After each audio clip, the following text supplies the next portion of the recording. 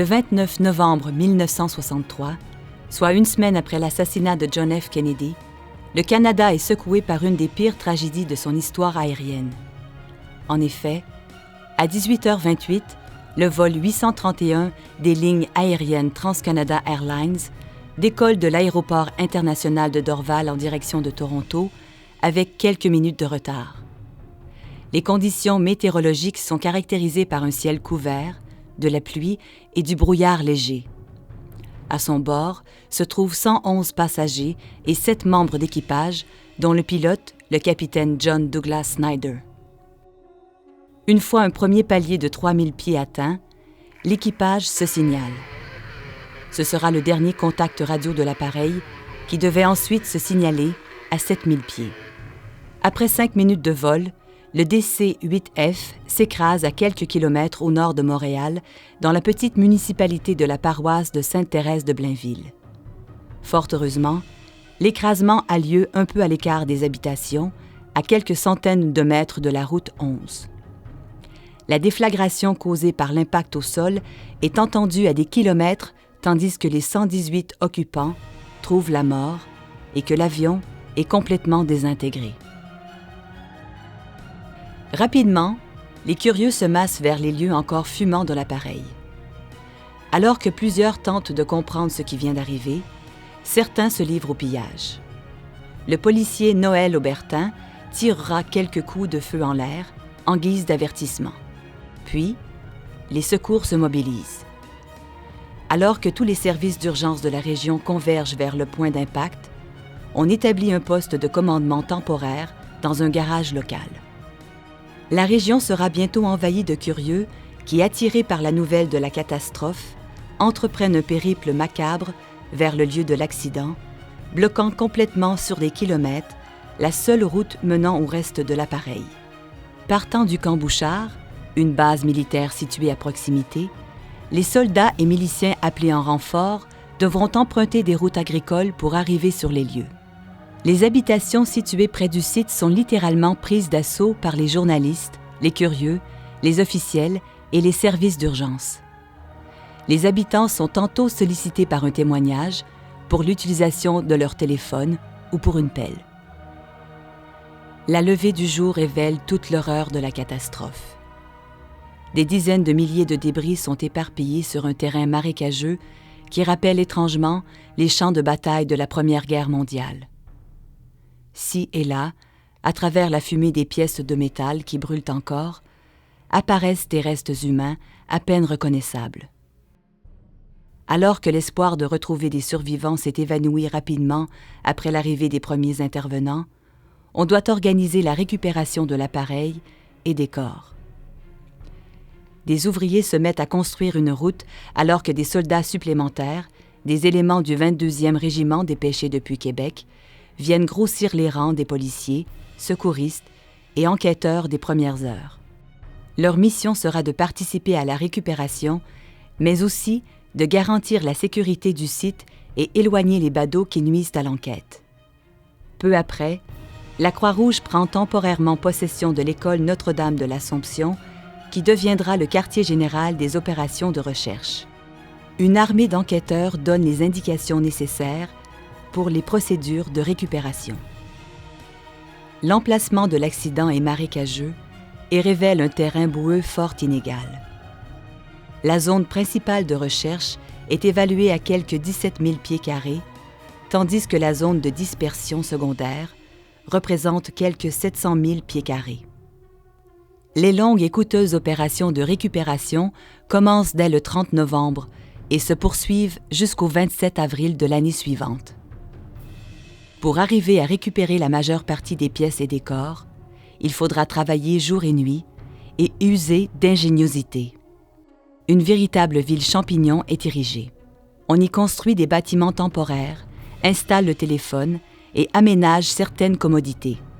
La zone est complètement bouclée par un cordon policier et militaire et on doit construire une route pour se rendre sur les lieux.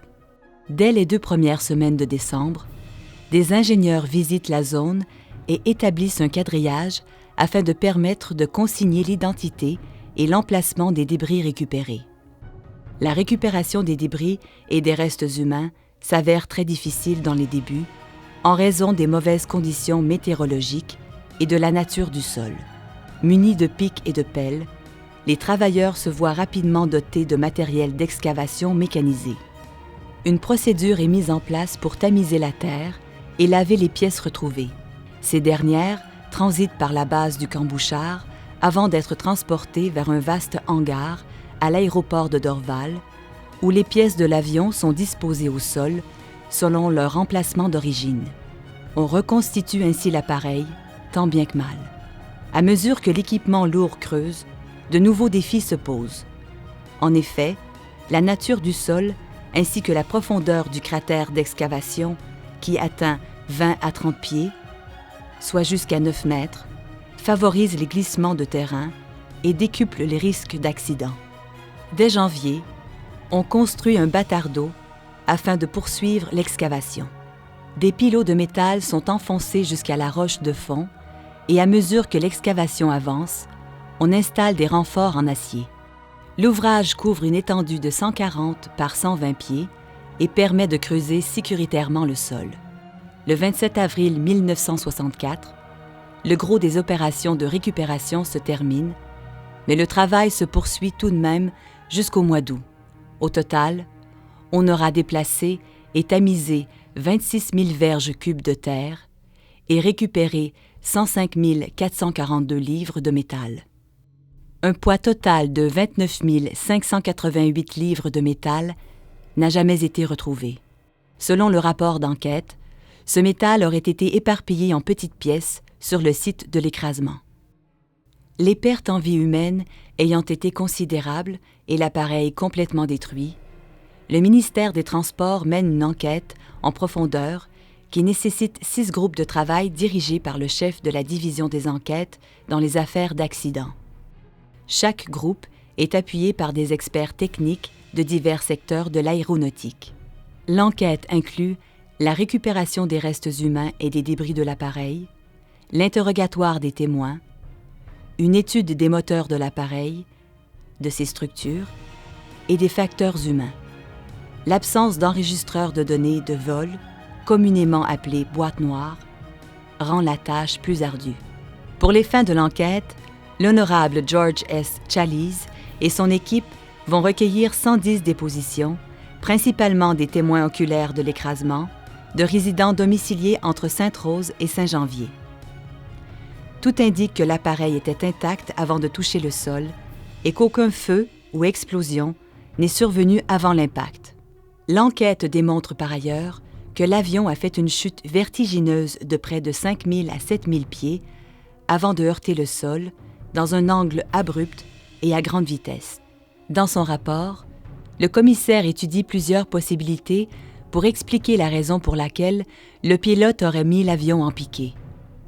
Défaillance d'un anémomètre, givrage ou obstruction du système statique, fuite dans le système statique, engagement involontaire du pilote automatique, défaillance ou gel du système de pitot, indication erronée de l'assiette de l'avion ou encore le fonctionnement inadéquat du compensateur de tangage.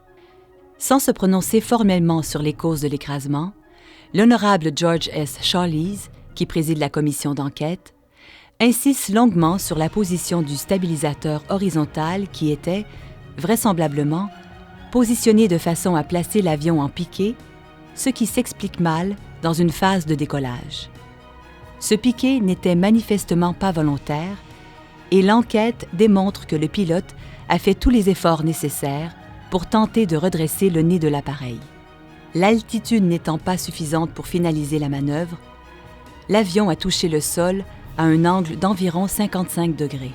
En conséquence, l'enquête conclut que la cause la plus probable de l'écrasement est le fonctionnement non voulu du compensateur de tangage, une pièce maîtresse dans la stabilité de l'avion. Avant la fin de la décennie 1960, au moins 2 autres DC-8 s'écrasent dans des circonstances similaires. Une vis sans fin, contrôlant les stabilisateurs horizontaux, est clairement identifiée comme la cause de ces écrasements, permettant ainsi aux enquêteurs de faire des rapprochements avec la tragédie du vol 831 pour identifier ce qui s'avéra être un grave problème de conception de l'appareil.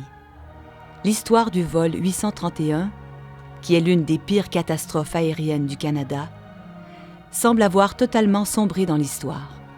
Quelques anciens de la région se rappellent très clairement avoir été témoins d'un moment historique, tandis que beaucoup de leurs contemporains se rappellent plutôt la mort de John F. Kennedy, survenue à peine une semaine avant le drame.